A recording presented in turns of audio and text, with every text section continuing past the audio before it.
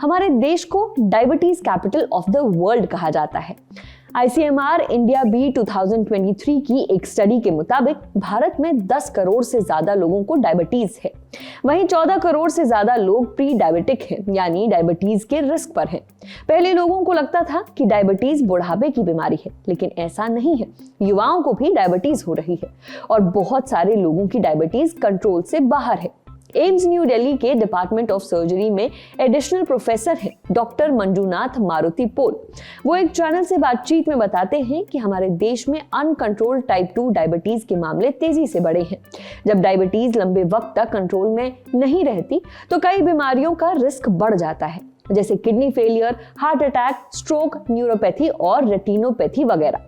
अगर लाइफस्टाइल सुधारने, अच्छी डाइट लेने और दवाइयां खाने के बाद भी किसी मरीज की डायबिटीज कंट्रोल में नहीं आती, तब उनमें मेटाबॉलिक सर्जरी की जा सकती है। ये टाइप 2 डायबिटीज मैनेज करने में काफी हद तक मदद कर सकती है।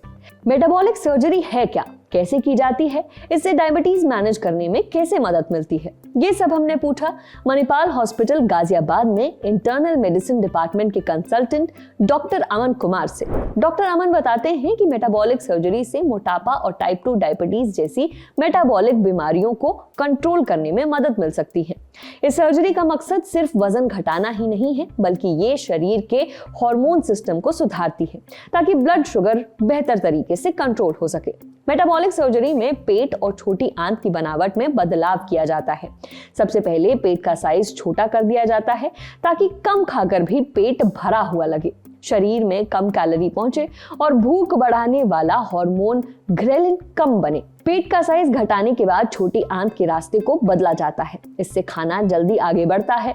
इन बदलावों से शरीर में ऐसे हार्मोन ज्यादा एक्टिव हो जाते हैं जो ब्लड शुगर कंट्रोल करने में मदद कर सकते हैं, जैसे GLP-1 यानी ग्लूकागन लाइक पेप्टाइड 1।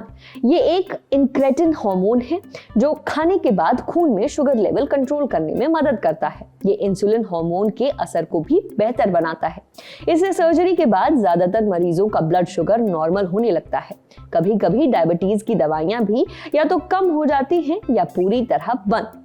हालांकि ये सर्जरी हर डायबिटिक पेशेंट के लिए नहीं है, सिर्फ उन्हीं के लिए है जिनकी डायबिटीज गंभीर रूप से अनकंट्रोल्ड है।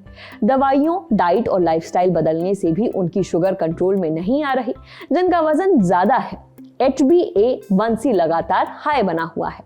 HbA1c एक ब्लड टेस्ट है जो 3 महीनों का औसत ब्लड शुगर लेवल बताता है और जिनमें डायबिटीज की वजह से दूसरे अंगों को नुकसान पहुंचने का खतरा बढ़ गया है। ऐसे लोगों को डॉक्टर मेटाबॉलिक सर्जरी कराने की सलाह दे सकते हैं।